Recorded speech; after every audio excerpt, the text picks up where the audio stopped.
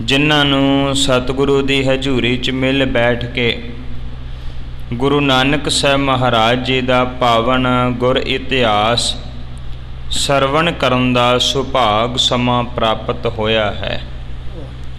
ਕਵੀ ਸੰਤੋਖ ਸਿੰਘ ਜੀ ਸ਼੍ਰੀ ਨਾਨਕ ਪ੍ਰਕਾਸ਼ ਗ੍ਰੰਥ ਦੇ ਅੰਦਰ ਦਰਸਾ ਰਹੇ ਸਨ ਕਿ ਗੁਰੂ ਨਾਨਕ ਸਾਹਿਬ ਮਹਾਰਾਜ ਸੁਲਤਾਨਪੁਰ ਲੋਧੀ ਦੀ ਧਰਤੀ ਦੇ ਉੱਪਰ ਦੌਲਤ ਖਾਂ ਲੋਧੀ ਦੇ ਕੋਲ ਮੋਦੀ ਖਾਨੇ ਦੇ ਵਿੱਚ ਨੌਕਰੀ ਕਰਦੇ ਨੇ। ਕਰਦਿਆਂ ਹੋਇਆਂ ਜਿੱਥੇ ਕੋਈ ਗਰੀਬ ਗੁਰਦੇ ਲੋਕ ਆਉਂਦੇ, ਜੇ ਕੋਈ ਭੁੱਖਾ ਹੁੰਦਾ ਤੇ ਗੁਰੂ ਨਾਨਕ ਸਾਹਿਬ ਮਹਾਰਾਜ ਉਹਨੂੰ ਅੰਨ ਦੇ ਕੇ ਉਹਦੀ ਪੂਰਤੀ ਕਰ ਦਿੰਦੇ। ਜੇ ਕਿਸੇ ਦੇ ਕੋਲ ਚੰਗੇ ਕੋਈ ਬਸਤਰ ਨਹੀਂ ਹੈਗੇ ਤੇ ਸਤਿਗੁਰੂ ਉਹਨੂੰ ਬਸਤਰ ਲੈ ਕੇ ਦਿੰਦੇ। ਭਾਵ ਕਿ ਗਰੀਬ ਗੁਰਦੇ ਲੋਕਾਂ ਦੀ ਸਤਿਗੁਰੂ ਮਦਦ ਕਰਦੇ। ਭਾਵੇਂ ਕਿ ਜੈ ਰਾਮ ਜੀ ਦੇ ਕੋਲ ਜਾ ਕੇ ਕਈ ਚੁਗਲਖੋਰਾਂ ਨੇ ਚੁਗਲੀ ਵੀ ਲਾਈ ਕਿ ਨਾਨਕ ਜੀ ਨੇ ਸਾਰਾ ਮੋਦੀਖਾਨਾ ਲੁਟਾ ਦੇਣਾ ਹੈ। ਜਦੋਂ ਗੁਰੂ ਨਾਨਕ ਸਾਹਿਬ ਮਹਾਰਾਜ ਜੀ ਨੇ ਜਾ ਕੇ ਹਿਸਾਬ ਕਰਵਾਇਆ ਤੇ ਸਤਿਗੁਰੂ ਦੇ ਪੈਸੇ ਜਿਹੜੇ ਉਹ ਵੱਧ ਨਿਕਲੇ। ਦੌਲਤ ਖਾਂ ਲੋਧੀ ਨੇ ਗੁਰੂ ਨਾਨਕ ਸਾਹਿਬ ਮਹਾਰਾਜ ਨੂੰ ਉਹ ਪੈਸੇ ਦਿੱਤੇ, ਬਦਲੇ ਵਿੱਚ ਕੁਝ ਹੋਰ ਇਨਾਮ ਦੀ ਰਕਮ ਜਿਹੜੀ ਸੀ ਉਹ ਵੀ ਦਿੱਤੀ। ਇਨ੍ਹਾਂ ਹੀ ਦਿਨਾਂ ਦੇ ਦੌਰਾਨ ਗੁਰੂ ਨਾਨਕ ਸਾਹਿਬ ਮਹਾਰਾਜ ਜੀ ਦੇ ਵਾਸਤੇ ਵਿਵਾਹ ਵਾਸਤੇ ਰਿਸ਼ਤੇ ਵਾਸਤੇ ਭਾਲ ਜਿਹੜੀ ਹੈ ਉਹ ਜੈ ਰਾਮ ਜੀ ਵੱਲੋਂ ਕੀਤੀ ਜਾ ਰਹੀ ਸੀ ਕਿ ਹੁਣ ਗੁਰੂ ਨਾਨਕ ਸਾਹਿਬ ਮਹਾਰਾਜ ਜੀ ਜਿਹੜੇ ਹਨ ਉਹਨਾਂ ਦਾ ਆਨੰਦ ਕਾਰਜ ਵਿਆਹ ਜਿਹੜਾ ਉਹ ਕਰ ਦਿੱਤਾ ਜਾਏ। ਲੱਭਦਿਆਂ ਲੱਭਦਿਆਂ ਜੈ ਰਾਮ ਜੀ ਨੇ ਗੁਰੂ ਨਾਨਕ ਸਾਹਿਬ ਮਹਾਰਾਜ ਵਾਸਤੇ ਇੱਕ ਰਿਸ਼ਤਾ ਲੱਭਿਆ ਹੈ। ਜਿਹੜੇ ਪੱਖੋ ਕੇ ਹਰੰਧਾਵਾ ਦੇ ਰਹਿਣ ਵਾਲੇ ਮੂਲ ਚੰਦ ਜੀ ਸਨ, ਉਹਨਾਂ ਦੀ ਪੁੱਤਰੀ ਹੈ ਜਿਸ ਦਾ ਨਾਮ ਸੁਲੱਖਣੀ ਹੈ।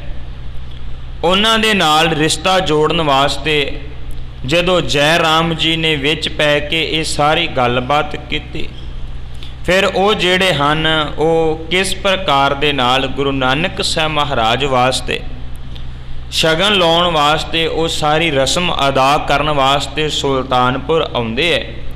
ਕਵੀ ਸੰਤੋਖ ਸਿੰਘ ਜੀ ਅੱਜ ਦੇ ਇਹਨਾਂ ਪਾਵਨ ਬਚਨਾਂ ਦੇ ਰਾਹੀਂ ਸਾਨੂੰ ਸਾਰਿਆਂ ਨੂੰ ਦਰਸਾ ਰਹੇ ਹਨ। ਇਤਿਹਾਸ ਦੀ ਇਸ ਲੜੀ ਦੇ ਨਾਲ ਜੁੜਨ ਵਾਸਤੇ ਆਪ ਸਮੂਹ ਸੰਗਤ ਇੱਕ ਵਾਰ ਰਸਨਾ ਤੋਂ ਉਚਾਰਨ ਕਰਿਓ। ਸਾਰੇ ਆਖਿਓ ਜੀ, ਸਤਨਾਮ ਵਾਹਿਗੁਰੂ ਸਾਹਿਬ ਜੀ।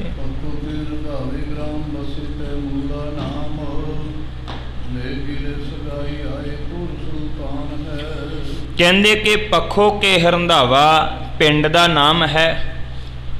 ਬਿਲਕੁਲ ਡੇਰਾ ਬਾਬਾ ਨਾਨਕ ਦੇ ਨੇੜੇ ਹੀ ਇਹ ਜਿਹੜਾ ਉਹ ਨਗਰ ਹੈ। ਉੱਥੋਂ ਦੇ ਰਹਿਣ ਵਾਲੇ ਸਨ ਮੂਲ ਚੰਦ ਜੀ, ਜੋ ਖੱਤਰੀ ਬਰਾਦਰੀ ਦੇ ਨਾਲ ਸੰਬੰਧ ਰੱਖਦੇ ਸੀ। ਉਹ ਆਪਣੀ ਪੁੱਤਰੀ ਦਾ ਰਿਸ਼ਤਾ ਭਾਵ ਸੁਲੱਖਣੀ ਜੀ ਦਾ ਰਿਸ਼ਤਾ ਲੈ ਕੇ ਤੇ ਗੁਰੂ ਨਾਨਕ ਸਾਹਿਬ ਮਹਾਰਾਜ ਵਾਸਤੇ ਸੁਲਤਾਨਪੁਰ ਲੋਧੀ ਦੀ ਧਰਤੀ ਦੇ ਉੱਪਰ ਜਾ ਕੇ ਪਹੁੰਚ ਜਾਂਦੇ ਹਨ।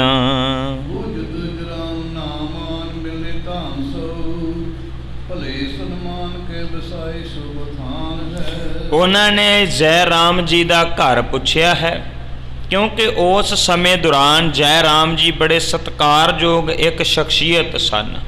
ਉਹਨਾਂ ਦੀ ਆਪਣੀ ਇੱਕ ਹਸਤੀ ਸੀ।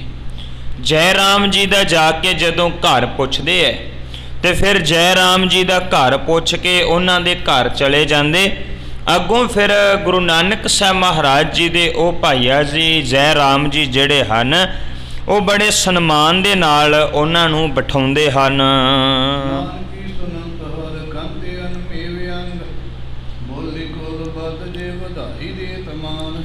ਜਦੋਂ ਫਿਰ ਇਸ ਗੱਲ ਦਾ ਪਤਾ ਗੁਰੂ ਨਾਨਕ ਸਾਹਿਬ ਮਹਾਰਾਜ ਜੀ ਦੀ ਵੱਡੀ ਭੈਣ ਬੇਬੇ ਨਾਨਕੀ ਜੀ ਨੂੰ ਲੱਗਦਾ ਹੈ ਤੇ ਨਾਨਕੀ ਜੀ ਜਿਹੜੇ ਹਨ ਉਹ ਬੜੇ ਪ੍ਰਸੰਨ ਹੁੰਦੇ ਨੇ ਤੇ ਪ੍ਰਸੰਨ ਹੋ ਕੇ ਕਵੀ ਸੰਤੋਖ ਸਿੰਘ ਕਹਿੰਦੇ ਨੇ ਜਿਵੇਂ ਅੰਗ ਨਹੀਂ ਸਮਾਉਂਦੇ, ਭਾਵ ਕਿ ਉਹਨਾਂ ਕੋਲੋਂ ਖੁਸ਼ੀ ਉਹ ਪ੍ਰਸੰਨਤਾ ਜਿਹੜੀ ਹੈ ਉਹ ਸੰਭਾਲੀ ਨਹੀਂ ਜਾ ਰਹੀ।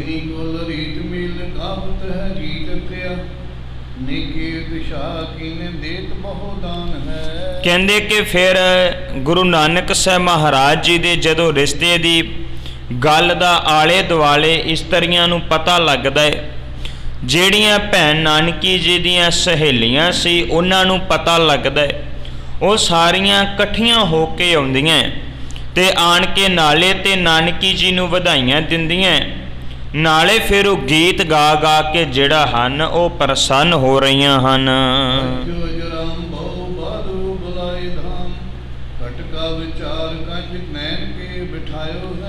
ਕਹਿੰਦੇ ਕਿ ਫਿਰ ਜਿੰਨੇ ਵੀ ਸਕੇ ਸੰਬੰਧੀ ਸਨ, ਰਾਏ ਬੁਲਾਰ ਜੀ ਦੇ, ਜੈ ਰਾਮ ਜੀ ਜਿਹੜੇ ਸਨ, ਉਹਨਾਂ ਦੇ ਜਿਹੜੇ ਸਕੇ ਸੰਬੰਧੀ ਰਿਸ਼ਤੇਦਾਰ ਸਨ, ਉਹਨਾਂ ਸਾਰਿਆਂ ਨੂੰ ਬੁਲਾਇਆ ਗਿਆ। ਫਿਰ ਗੁਰੂ ਨਾਨਕ ਸਾਹਿਬ ਮਹਾਰਾਜ ਜੀ ਨੂੰ ਵੀ ਮੋਦੀ ਖਾਨੇ ਵਿੱਚ ਸੁਨੇਹਾ ਭੇਜ ਕੇ ਜਿਹੜਾ ਉਹ ਬੁਲਾਇਆ ਜਾਂਦਾ ਹੈ, ਤੇ ਇੱਦਾਂ ਕਰਕੇ ਗੁਰੂ ਨਾਨਕ ਸਾਹਿਬ ਮਹਾਰਾਜ ਜੀ ਜਿਹੜੇ ਹਨ ਉਹ ਆਉਂਦੇ ਹਨ।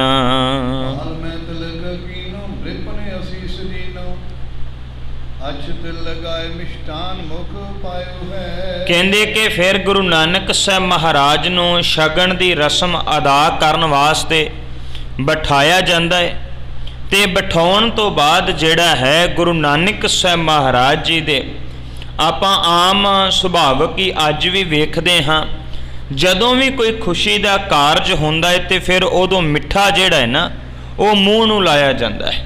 ਉਸ ਵਕਤ ਵੀ ਜਿਹੜੇ ਸਨ, ਭਾਵੇਂ ਕਿ ਗੁਰੂ ਨਾਨਕ ਸਾਹਿਬ ਮਹਾਰਾਜ ਜੀ ਤੋਂ ਪਹਿਲਾਂ ਲੋਕ ਦੇਵੀ ਦੇਵਤਿਆਂ ਦੀ ਵਧੇਰੇ ਪੂਜਾ ਕਰਦੇ ਸਨ, ਉਹ ਹਰ ਕਾਰਜ ਤੋਂ, ਹਰ ਕੰਮ ਤੋਂ ਪਹਿਲਾਂ ਕਿਸੇ ਨਾ ਕਿਸੇ ਦੇਵਤੇ ਦੀ ਪੂਜਾ ਕਰਦੇ ਸੀ।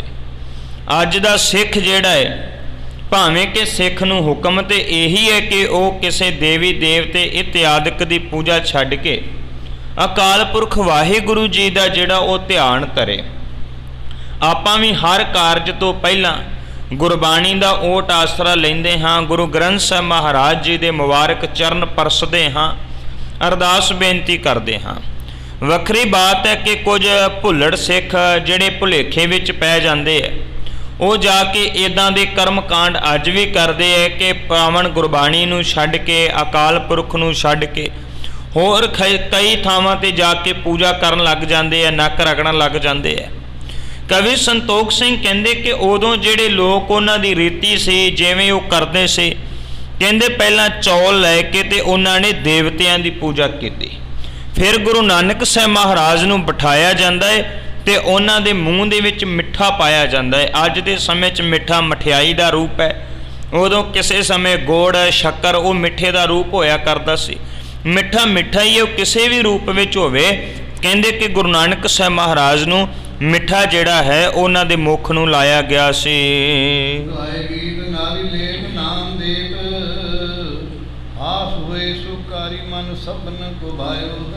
ਕਹਿਣ ਲੱਗੇ ਕਿ ਸਾਰਿਆਂ ਨੇ ਫਿਰ ਮਿਲ ਕੇ ਬਹੁਤ ਸਾਰੇ ਉੱਥੇ ਖੁਸ਼ੀ ਦੇ ਗੀਤ ਗਾਏ। ਜਿਹੜੀਆਂ ਆਲੇ ਦੁਆਲੇ ਦੀਆਂ ਇਸਤਰੀਆਂ ਆਈਆਂ ਸੀ ਉਹਨਾਂ ਨੇ ਸਿੱਠਣੀਆਂ ਗਾਈਆਂ। ਪੁਰਾਤਨ ਇਸਤਰੀਆਂ, ਮਾਤਾਵਾਂ ਸਾਡੀਆਂ, ਬਜ਼ੁਰਗਾਂ ਜਿਹੜੀਆਂ ਹਨ ਉਹ ਤੇ ਜਾਣਦੀਆਂ, ਭਾਵੇਂ ਅੱਜ ਦੇ ਸਮੇਂ ਦੌਰਾਨ ਨਵੀਂ ਪੀੜ੍ਹੀ ਨੂੰ ਇਹਨਾਂ ਸਾਰੀਆਂ ਚੀਜ਼ਾਂ ਦਾ ਕੋਈ ਬਹੁਤਾ ਪਤਾ ਨਹੀਂ, ਪਰ ਸਾਡੇ ਸਿਆਣੇ ਬਜ਼ੁਰਗ ਜਾਣਦੇ। ਸਿੱਠਣੀਆਂ ਗਾਈਆਂ ਗਈਆਂ। ਕਹਿਣ ਲੱਗੇ ਹੋਰ ਸਾਰੇ ਲੋਕ ਜਿਹੜੇ ਇਕੱਠੇ ਹੋਏ ਸਨ ਉਹ ਖੁਸ਼ੀ ਦੇ ਨਾਲ ਗੀਤ ਗਾ ਰਹੇ ਸਨ ਤੇ ਨਾਲੇ ਜਿਹੜੇ ਹਨ ਉਹ ਇੱਕ ਦੂਸਰੇ ਨੂੰ ਵਧਾਈਆਂ ਦੇ ਰਹੇ ਸਨ।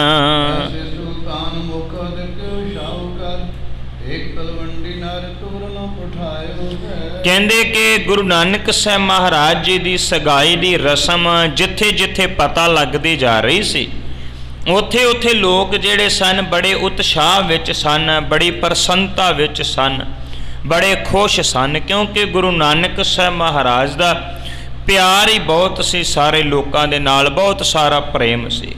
ਕਹਿੰਦੇ ਫਿਰ ਜਦੋਂ ਇਹ ਸਾਰੀ ਰਸਮ ਹੋ ਰਹੀ ਸੀ, ਛੇਤੀ ਦੇ ਨਾਲ ਜੈ ਰਾਮ ਜੀ ਨੇ ਇੱਕ ਆਪਣਾ ਆਦਮੀ, ਇੱਕ ਬੰਦਾ ਜਿਹੜਾ ਹੈ ਨਾ ਉਹ ਤਲਵੰਡੀ ਵਾਲੇ ਪਾਸੇ ਨੂੰ ਭੇਜ ਦਿੱਤਾ, ਭਾਵ ਘਰ ਸੁਨੇਹਾ ਦੇਣ ਵਾਸਤੇ, ਸਤਿਕਾਰਯੋਗ ਪਿਤਾ ਜੀ ਨੂੰ, ਮਾਤਾ ਜੀ ਨੂੰ ਸੁਨੇਹਾ ਦੇਣ ਵਾਸਤੇ ਇੱਕ ਬੰਦਾ ਜਿਹੜਾ ਹੈ ਨਾ ਤਲਵੰਡੀ ਵਾਲੇ ਪਾਸੇ ਨੂੰ ਤੋਰਿਆ ਹੈ।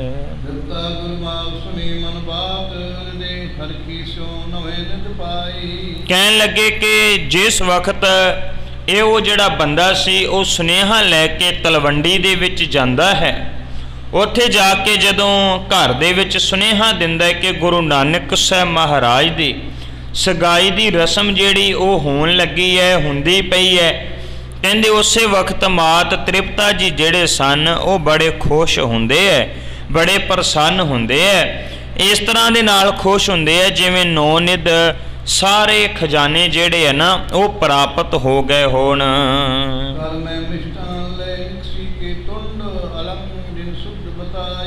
ਕਹਿਣ ਲੱਗੇ ਉਸੇ ਵਕਤ ਨਾਨਕੀ ਮਾਤ ਤ੍ਰਿਪਤਾ ਜੀ ਨੇ ਜਿਹੜੇ ਗੁਰੂ ਨਾਨਕ ਸਾਹਿਬ ਮਹਾਰਾਜ ਜੀ ਦੇ ਸਤਿਕਾਰਯੋਗ ਮਾਤਾ ਜੀ ਸਨ, ਕਹਿੰਦੇ ਜਦੋਂ ਉਹਨਾਂ ਨੂੰ ਖਬਰ ਦਾ ਪਤਾ ਲੱਗਾ, ਜਦੋਂ ਆਣ ਕੇ ਉਸ ਬੰਦੇ ਨੇ ਸੁਨੇਹਾ ਦਿੱਤਾ ਤੇ ਮਾਤਾ ਤ੍ਰਿਪਤਾ ਜੀ ਨੇ ਆਪਣੇ ਹੱਥ ਦੇ ਵਿੱਚ ਮਿੱਠਾ ਲਿਆ।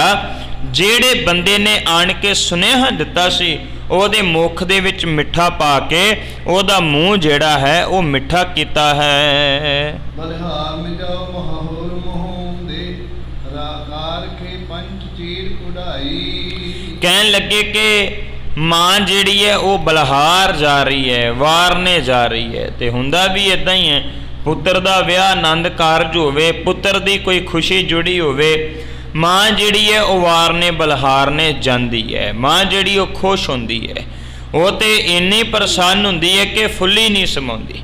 ਇੱਦਾਂ ਹੀ ਮਾਤ ਤ੍ਰਿਪਤਾ ਜੀ ਜਿਹੜੇ ਸਨ ਬੜੇ ਪ੍ਰਸੰਨ ਹੋ ਰਹੇ ਸਨ। ਤੇ ਜਦੋਂ ਉਹ ਖੁਸ਼ ਹੋ ਰਹੇ ਸਨ ਤੇ ਜਿਹੜੇ ਵਿਅਕਤੀ ਨੇ ਆਣ ਕੇ, ਜਿਹੜੇ ਬੰਦੇ ਨੇ ਆਣ ਕੇ ਮਾਤ ਤ੍ਰਿਪਤਾ ਜੀ ਨੂੰ ਖਬਰ ਸੁਣਾਈ ਹੈ, ਉਹਨੂੰ 5 ਰੁਪਈਏ ਦਿੱਤੇ ਗਏ ਤੇ ਨਾਲੇ ਉਹਨੂੰ ਜਿਹੜਾ ਸਨਮਾਨਿਤ ਕੀਤਾ ਗਿਆ। ਹੋਰ ਬਸਤਰ ਇਤਿਆਦਿਕ ਜਿਹੜੇ ਸਨ ਉਹ ਵੀ ਉਸ ਬੰਦੇ ਨੂੰ ਭੇਟਾ ਕੀਤੇ ਗਏ ਹਨ।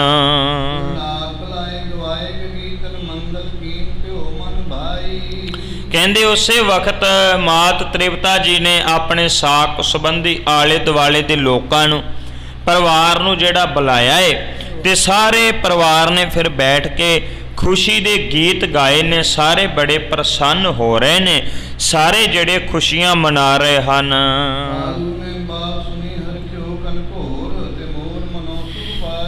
ਕਹਿੰਦੇ ਜਦੋਂ ਇਸ ਗੱਲ ਦਾ ਪਤਾ ਸਤਿਕਾਰਯੋਗ ਗੁਰੂ ਨਾਨਕ ਸਾਹਿਬ ਮਹਾਰਾਜ ਜੀ ਦੇ ਪਿਤਾ ਮਹਿਤਾ ਕਾਲੂ ਜੀ ਨੂੰ ਲੱਗਦਾ ਹੈ ਤੇ ਉਹ ਬੜੇ ਖੁਸ਼ ਹੁੰਦੇ ਹੈ, ਬੜੇ ਪ੍ਰਸੰਨ ਹੁੰਦੇ ਹੈ। ਤੇ ਕਹਿੰਦੇ ਇੰਨੇ ਕੋ ਜ਼ਿਆਦਾ ਪ੍ਰਸੰਨ ਹੁੰਦੇ ਹੈ ਜਿਸ ਪ੍ਰਕਾਰ ਦੇ ਨਾਲ ਜਿਹੜੇ ਮੋਰ ਹੈ ਨਾ ਉਹ ਜਦੋਂ ਬੱਦਲਾਂ ਵੱਲ ਵੇਖਦੇ ਹੈ ਨਾ ਤੇ ਬੱਦਲਾਂ ਵੱਲ ਵੇਖ ਕੇ ਜਿਵੇਂ ਪੈਲ ਪਾਉਣ ਲੱਗ ਜਾਂਦੇ ਹੈ, ਖੁਸ਼ ਹੁੰਦੇ ਹੈ। ਇੱਦਾਂ ਕਰਕੇ ਮਹਿਤਾ ਕਾਲੂ ਜੀ ਆਪਣੇ ਪੁੱਤਰ ਦੀ ਸੰਗਾਈ ਦੀ ਰਸਮ ਸੁਣ ਕੇ ਜਿਹੜੇ ਹੈ ਉਹ ਪ੍ਰਸੰਨ ਹੋ ਰਹੇ ਸਨ।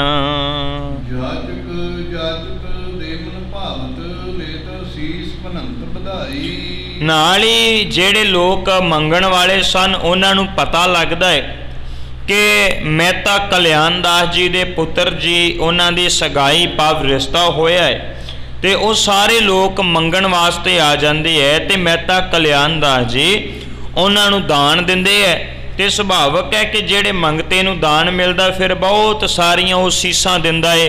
ਤੇ ਇਵੇਂ ਕਰਕੇ ਉਹ ਮੰਗਤੇ ਜਿਹੜੇ ਸਨ ਮਹਿਤਾ ਕਲਿਆਣ ਦਾਸ ਜੀ ਨੂੰ ਸੀਸਾਂ ਦੇ ਰਹੇ ਸਨ।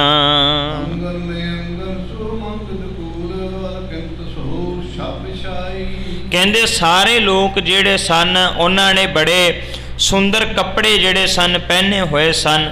ਜਿਹੜੀਆਂ ਇਸਤਰੀਆਂ ਮਹਿਤਾ ਕਲਿਆਣ ਦਾਸ ਜੀ ਦੇ ਘਰ ਆਣ ਕੇ ਖੁਸ਼ੀ ਦੇ ਗੀਤ ਗਾ ਰਹੀਆਂ ਸਨ, ਉਹਨਾਂ ਨੇ ਤਰ੍ਹਾਂ ਤਰ੍ਹਾਂ ਦੇ ਜਿਹੜੇ ਗਹਿਣੇ ਨੇ ਉਹ ਆਪਣੇ ਤਨ ਦੇ ਉੱਪਰ ਧਾਰਨ ਕੀਤੇ ਹੋਏ ਸਨ।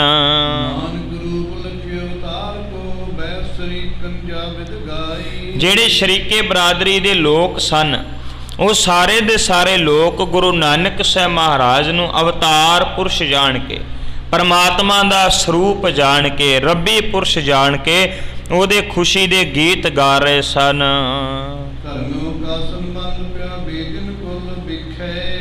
ਕਹਿਣ ਲੱਗੇ ਕਿ ਬੇਦੀ ਕੁਲ ਦੇ ਭਾਵ ਗੁਰੂ ਨਾਨਕ ਸਾਹਿਬ ਮਹਾਰਾਜ ਜੀ ਜਿਹੜੇ ਸਨ ਉਹਨਾਂ ਦਾ ਧਰਮ ਦੇ ਨਾਲ ਤੇ ਪੱਕਾ ਹੀ ਸੰਬੰਧ ਸੀ ਨਾ। ਭਾਵੇਂ ਕਿ ਮਹਿਤਾ ਕਲਿਆਣ ਦਾਸ ਜਾਂ ਉਹਨਾਂ ਦੇ ਸਾਰੇ ਵਡੇਰੇ ਉਹ ਕਿਸੇ ਨਾ ਕਿਸੇ ਰੂਪ ਵਿੱਚ ਧਰਮ ਦੇ ਨਾਲ ਤੇ ਜੁੜੇ ਹੋਏ ਸਨ, ਭਾਵੇਂ ਉਹ ਗੁਰੂ ਨਾਨਕ ਸਾਹਿਬ ਤੋਂ ਪਹਿਲਾਂ ਧਰਮ ਕਿਉਂ ਨਾ ਹੋਵੇ।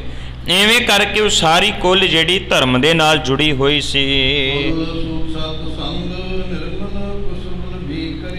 ਕਹਿੰਦੇ ਭਾਵੇਂ ਕਿ ਉਹ ਗੁਰੂ ਨਾਨਕ ਸਾਹਿਬ ਮਹਾਰਾਜ ਜੀ ਉਸ ਬੇਦੀ ਕੁਲ ਵਿੱਚ ਪੈਦਾ ਹੋ ਗਏ, ਕਾਲੂ ਦੇ ਘਰ ਵਿੱਚ ਪੈਦਾ ਹੋ ਗਏ, ਉਹਨਾਂ ਨੇ ਸੱਚ ਸਰੂਪ ਪਰਮਾਤਮਾ ਸਰੂਪ ਗੁਰੂ ਨਾਨਕ ਸਾਹਿਬ ਜੀ ਨੇ ਸਾਰੀ ਕੁਲ ਨੂੰ ਜਿਹੜਾ ਉਹ ਪਵਿੱਤਰ ਕਰ ਦਿੱਤਾ ਹੈ। ਨਾਨਕੇ ਨਾਨਕੇ ਬੋਲ ਪਨੇ ਸੁਖਦੇ। ਕਹਿੰਦੇ ਉਸੇ ਵਕਤ ਹੀ ਗੁਰੂ ਨਾਨਕ ਸਾਹਿਬ ਮਹਾਰਾਜ ਜੀ ਦੇ ਜਿਹੜੇ ਨਾਨਕੇ ਸਨ, ਉਹਨਾਂ ਨਾਨਕਿਆਂ ਦੇ ਘਰ ਵਿੱਚ ਵੀ ਗੁਰੂ ਨਾਨਕ ਸਾਹਿਬ ਮਹਾਰਾਜ ਜੀ ਦੇ ਰਿਸ਼ਤੇ ਦੀ ਖਬਰ ਜਿਹੜੀ ਹੈ ਨਾ ਉਹ ਭੇਜ ਦਿੱਤੀ ਗਈ ਹੈ।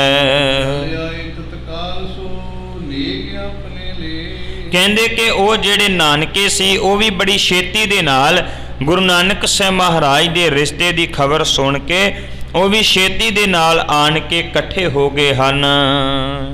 ਸ੍ਰੀ ਨਾਨਕ ਜਨਮੀ ਤੁਧ ਰਾਮਾ ਮਾਤਰ ਸ੍ਰੇਸ਼ਟ ਤ੍ਰਿਸ਼ਨਾ ਨਾਮਾ।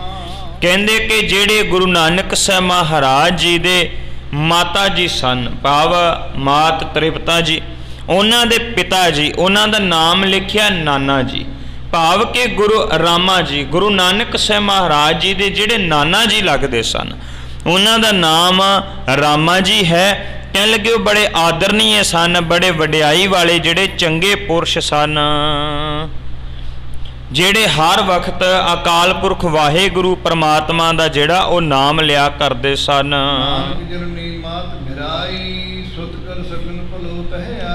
ਕਹਿੰਦੇ ਗੁਰੂ ਨਾਨਕ ਸਾਹਿਬ ਮਹਾਰਾਜ ਜੀ ਦੇ ਮਾਤਾ ਜੀ, ਭਾਵ ਕਿ ਉਹਨਾਂ ਦੇ ਜਿਹੜੇ ਨਾਨੀ ਜੀ ਸਨ, ਉਹਨਾਂ ਦਾ ਨਾਮ ਭਰਾਈ ਜੀ ਸੀ, ਉਹ ਵੀ ਜਿਹੜੇ ਸ਼ਗਨ ਦੀ ਖਬਰ ਸੁਣ ਕੇ ਬੜੀ ਛੇਤੀ ਦੇ ਨਾਲ ਚੱਲ ਆਏ। ਭਾਵ ਕਿ ਜਦੋਂ ਨਾਨਕੇ ਘਰ ਦੇ ਵਿੱਚ ਖਬਰ ਜਾਂਦੀ ਹੈ, ਕਵੀ ਸੰਤੋਖ ਸਿੰਘ ਜੀ ਨੇ ਗੁਰੂ ਨਾਨਕ ਸਾਹਿਬ ਮਹਾਰਾਜ ਜੀ ਦੇ ਨਾਨਾ ਦਾ ਨਾਮ ਰਾਮਾ ਜੀ ਲਿਖਿਆ ਹੈ, ਉਹਨਾਂ ਦੀ ਨਾਨੀ ਦਾ ਨਾਮ ਜਿਹੜਾ ਹੈ ਉਹ ਸਭਰਾਈ ਲਿਖਿਆ ਹੈ। ਕਹਿੰਦੇ ਇੱਦਾਂ ਕਰਕੇ ਉਹ ਸਾਰੇ ਜਿਹੜੇ ਸਨ ਉਹ ਗੁਰੂ ਨਾਨਕ ਸਾਹਿਬ ਮਹਾਰਾਜ ਜੀ ਦੀ ਸ਼ਗਨ ਦੀ ਖਬਰ ਸੁਣ ਕੇ ਬੜੀ ਛੇਤੀ ਦੇ ਨਾਲ ਉੱਥੇ ਆਉਂਦੇ ਹਨ।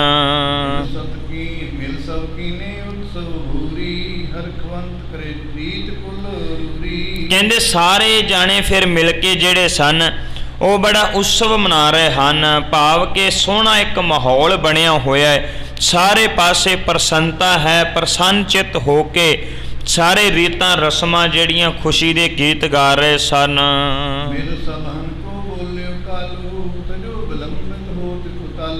ਫਿਰ ਉਸ ਵਕਤ ਮਹਿਤਾ ਕਲਿਆਣ ਦਾਸ ਜੀ ਜਿਹੜੇ ਗੁਰੂ ਨਾਨਕ ਸਾਹਿਬ ਮਹਾਰਾਜ ਜੀ ਦੇ ਪਿਤਾ ਜੀ ਸਨ, ਉਹ ਆਖਦੇ ਨੇ ਕਿ ਬਾਕੀ ਦੇ ਕੰਮ ਛੱਡੋ, ਚਲੋ ਪਹਿਲਾਂ ਹੁਣ ਆਪਾਂ ਗੁਰੂ ਨਾਨਕ ਸਾਹਿਬ ਦੇ ਕੋਲ ਜਾਣ ਦੀ ਤਿਆਰੀ ਕਰੀਏ, ਭਾਵ ਕਿ ਸੁਲਤਾਨਪੁਰ ਲੋਧੀ ਦੀ ਧਰਤੀ ਤੇ ਜਾਣ ਦੀ ਜਿਹੜੀ ਉਹ ਤਿਆਰੀ ਕਰਨੀ ਕਰੋ। ਚੱਲ ਕਰ ਚੌਪੜ ਖਰਚਨ ਕਰੀਏ, ਦੂਰਨ ਪੰਥ ਵਿਖੇ ਪਗ ਧਰੀਏ। ਕਹਿੰਦੇ ਉਸੇ ਵਕਤ ਉਹਨਾਂ ਨੇ 2 ਬੈਲ ਜਿਹੜੇ ਹਨ ਉਹ ਬੰਨ੍ਹ ਲਏ ਹਨ, ਤੇ ਉਸ ਵਕਤ ਬੰਨ੍ਹ ਕੇ ਤੇ ਜਿਹੜਾ ਖਰਚ ਦੇ ਲਈ ਸਾਰਾ ਸਾਜੋ ਸਮਾਨ ਸੀ ਉਹ ਇਕੱਠਾ ਕਰ ਲਿਆ, ਤੇ ਅਗਲਾ ਪੰਧ ਜਿਹੜਾ ਅਗਲਾ ਰਸਤਾ ਜਿਹੜਾ ਨਾ ਉਧਰ ਨੂੰ ਜਾਣ ਵਾਸਤੇ ਤਿਆਰ ਹੋਏ ਹਨ।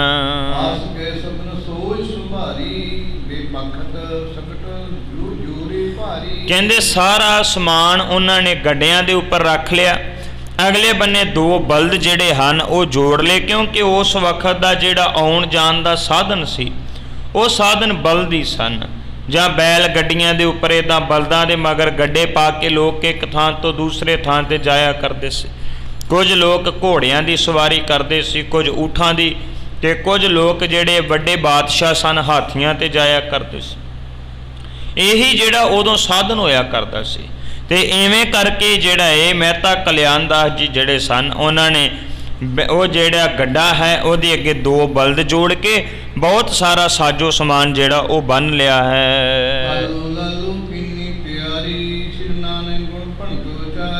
ਕਹਿਣ ਲੱਗੇ ਮਹਿਤਾ ਕਲਿਆਣ ਦਾਸ ਜਿਹੜੇ ਗੁਰੂ ਨਾਨਕ ਸਾਹਿਬ ਮਹਾਰਾਜ ਜੀ ਦੇ ਪਿਤਾ ਜੀ ਸਨ, ਤੇ ਲਾਲੂ ਜੀ ਜਿਹੜੇ ਗੁਰੂ ਨਾਨਕ ਸਾਹਿਬ ਮਹਾਰਾਜ ਜੀ ਦੇ ਚਾਚਾ ਜੀ ਸਨ, ਉਹਨਾਂ ਦੋਵਾਂ ਭਰਾਵਾਂ ਨੇ ਜਿਹੜਾ ਉਹ ਜਾਣ ਦੀ ਤਿਆਰੀ ਕੀਤੀ ਹੈ, ਤੇ ਗੁਰੂ ਨਾਨਕ ਸਾਹਿਬ ਮਹਾਰਾਜ ਜੀ ਦੇ ਜਿਹੜੇ ਪਾਰੇ ਉਪਕਾਰ ਸਨ ਉਹਨਾਂ ਨੂੰ ਚੇਤੇ ਕਰ ਰਹੇ ਸਨ, ਉਹਨਾਂ ਨੂੰ ਯਾਦ ਕਰ ਰਹੇ ਸਨ।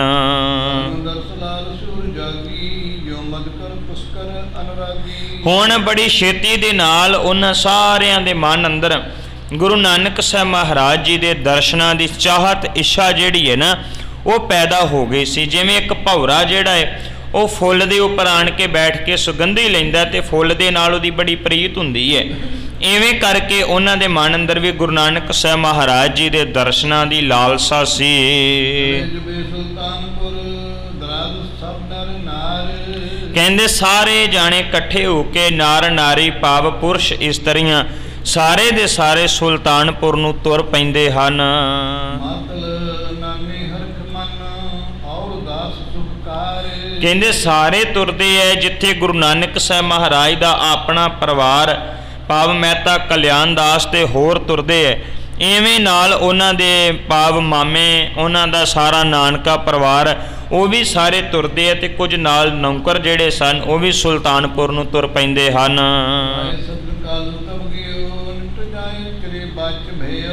ਕਹਿੰਦੇ ਉਸੇ ਵਕਤ ਜਾਣ ਤੋਂ ਪਹਿਲਾਂ ਮਹਿਤਾ ਕਲਿਆਣ ਦਾਸ ਜੀ ਰਾਏ ਬੁਲਾਰ ਜੀ ਦੇ ਕੋਲ ਜਾਂਦੇ ਐ ਤੇ ਜਾ ਕੇ ਉਹਨਾਂ ਨੂੰ ਬੋਲਦੇ ਹਨ।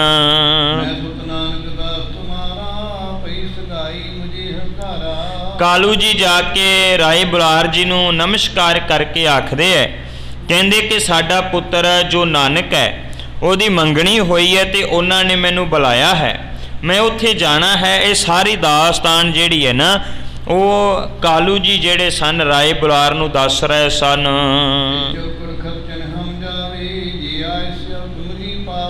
ਕਹਿਣ ਲੱਗੇ ਕਿ ਮੈਂ ਜਾਣ ਤੋਂ ਪਹਿਲਾਂ ਤੁਹਾਡੀ ਆਗਿਆ ਲੈਣੀ ਚਾਹੁੰਦਾ ਹਾਂ ਤੇ ਉੱਥੇ ਜਾ ਕੇ ਸਾਰਾ ਕੁਝ ਜਿਹੜਾ ਖਰਚ ਦਾ ਸਾਰਾ ਕੰਮਕਾਰ ਸਮਾਨ ਜਿਹੜਾ ਹੈ ਉਹ ਸਾਰਾ ਲੈਣਾ ਹੈ, ਉਹਦੇ ਵਾਸਤੇ ਤੁਹਾਡੇ ਕੋਲੋਂ ਆਗਿਆ ਲੈਣ ਵਾਸਤੇ ਆਇਆ ਹਾਂ।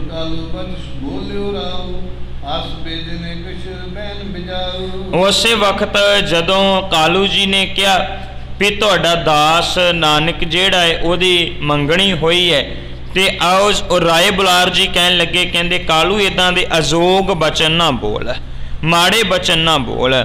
ਇਸ ਤਰ੍ਹਾਂ ਦੇ ਨਾਲ ਰਾਏ ਬੁਲਾਰ ਜੀ ਜਿਹੜੇ ਹਨ ਉਹ ਆਖਦੇ ਹਨ,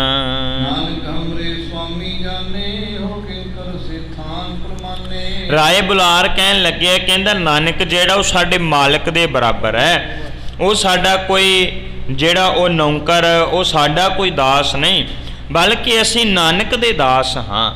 ਰਾਏ ਬੁਲਾਰ ਜੀ ਕਹਿੰਦੇ ਉਹ ਸਾਡਾ ਨਾਨਕ ਜਿਹੜਾ ਸਾਡਾ ਮਾਲਕ ਹੈ, ਸੁਆਮੀ ਹੈ, ਅਸੀਂ ਸਾਰੇ ਉਹਦੇ ਦਾਸ ਹਾਂ।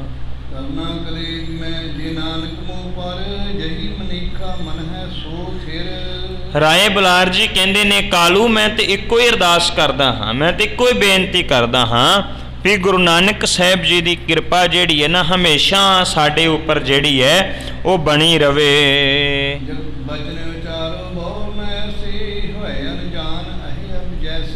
ਕਹਿਣ ਲੱਗੇ ਕਿ ਐਸੀ ਕੋਈ ਵੀ ਗੱਲ ਨਾ ਕਰੋ, ਅਣਜਾਣ ਹੋ ਕੇ ਤੁਸੀਂ ਜੋ ਕੁਝ ਕਹਿ ਦਿੱਤਾ ਏ, ਨਾਨਕ ਜਿਹੜਾ ਉਹ ਸਾਡੇ ਵਾਸਤੇ ਸਾਡੇ ਮਾਲਕ ਦੇ ਬਰਾਬਰ ਹੈ। ਕਹਿੰਦੇ ਕਿ ਉਹਨਾਂ ਦੀ ਮਹਿਮਾ ਜਿਹੜੀ ਹੈ ਉਹ ਬਹੁਤ ਜ਼ਿਆਦੀ ਹੈ, ਤਿੰਨਾਂ ਲੋਕਾਂ ਦੇ ਵਿੱਚ ਉਹਨਾਂ ਦੀ ਵਡਿਆਈ ਹੁੰਦੀ ਹੈ, ਉਹਨਾਂ ਦੀ ਮਹਿਮਾ ਹੁੰਦੀ ਹੈ, ਇਸ ਕਰਕੇ ਉਹਨਾਂ ਦੀ ਮਹਿਮਾ ਨੂੰ ਕੋਈ ਵਿਰਲਾ ਹੀ ਜਾਣ ਸਕਦਾ ਹੈ। ਤੇ ਉਸ ਵਕਤ ਰਾਏ ਬੁਲਾਰ ਜੀ ਕਹਿੰਦੇ ਨੇ ਜਾਓ ਕਾਲੂ ਜੀ ਜਾਓ ਤੁਸੀਂ ਸੁਲਤਾਨਪੁਰ ਲੋਧੀ ਦੀ ਧਰਤੀ ਤੇ ਜਿੰਨੇ ਵੀ ਰਕਮ ਚਾਹੋ ਓਨੇ ਹੀ ਖਰਚ ਕਰ ਦੇਣੀ, ਭਾਵ ਜਿੰਨਾ ਖਰਚ ਆਵੇ ਝਿਜਕਣਾ ਨਹੀਂ, ਉਹ ਖਰਚ ਕਰ ਦੇਣਾ ਹੈ।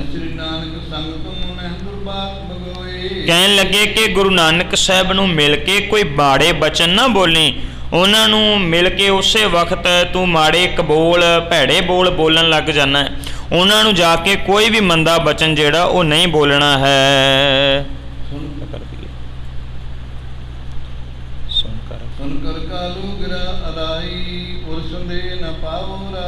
ਉਸੇ ਵਕਤ ਮਹਿਤਾ ਕਾਲੂ ਜੀ ਨੇ ਜਦੋਂ ਇਹ ਗੱਲ ਸੁਣੀ ਤੇ ਹੱਥ ਜੋੜ ਕੇ ਕਹਿੰਦਾ ਹੈ ਕਿ ਰਾਜਾ ਜੀ ਇਹੋ ਜੀ ਮੈਂ ਕੋਈ ਵੀ ਗੱਲ ਜਿਹੜੀ ਹੈ ਉਹ ਨਹੀਂ ਕਹਾਂਗਾ।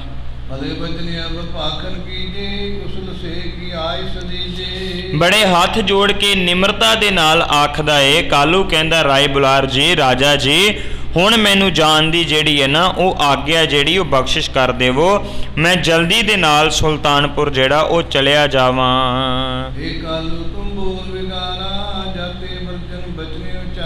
ਫਿਰ ਵੀ ਰਾਏ ਬੁਲਾਰ ਜੀ ਨੇ ਕਿਹਾ ਕਾਲੂ ਆਪਣੇ ਬੋਲਾਂ ਨੂੰ ਸੰਭਾਲ ਕੇ ਰੱਖੀ, ਐਵੇਂ ਮਾੜੇ ਬਚਨ ਨਾ ਬੋਲੀ, ਇਹਨਾਂ ਨੂੰ ਤੂੰ ਰੋਕ ਕੇ ਰੱਖੀ। ਇਹ ਗੱਲ ਮੈਂ ਤੈਨੂੰ ਜਾਂਦੀ ਵਾਰ ਫਿਰ ਸਮਝਾ ਰਿਹਾ ਹਾਂ।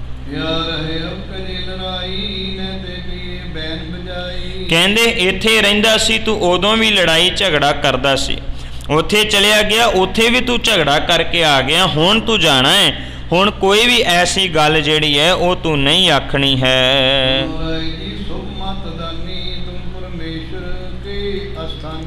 ਉਸ ਵਕਤ ਕਾਲੂ ਜੀ ਨੇ ਕਿਹਾ, ਕਹਿਣ ਲੱਗਿਆ ਰਾਏ ਜੀ ਤੁਸੀਂ ਸ੍ਰੇਸ਼ਟ ਮੱਤ ਵਾਲੇ ਹੋ, ਤੁਸੀਂ ਸਾਡੇ ਤੋਂ ਉੱਚੇ ਥਾਂ ਵਾਲੇ ਹੋ, ਮੈਂ ਕੋਈ ਵੀ ਇੱਦਾਂ ਦਾ ਜਿਹੜਾ ਬਚਨ ਹੈ ਉਹ ਨਹੀਂ ਕਹਾਂਗਾ।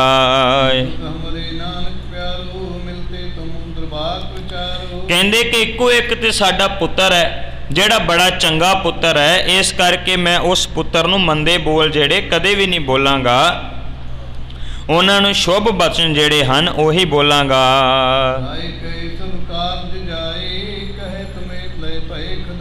ਕਹਿੰਦੇ ਕਿ ਉਸ ਵਕਤ ਰਾਏ ਬੁਲਾਰ ਜੀ ਨੇ ਕਿਹਾ ਜਾਓ, ਖੁਦਾ ਤੁਹਾਡਾ ਭਲਾ ਕਰੇ, ਸਾਰੇ ਕਾਰਜ ਜਿਹੜੇ ਹਨ ਉਹ ਤੁਹਾਡੇ ਸਫਲ ਹੋ ਜਾਣ।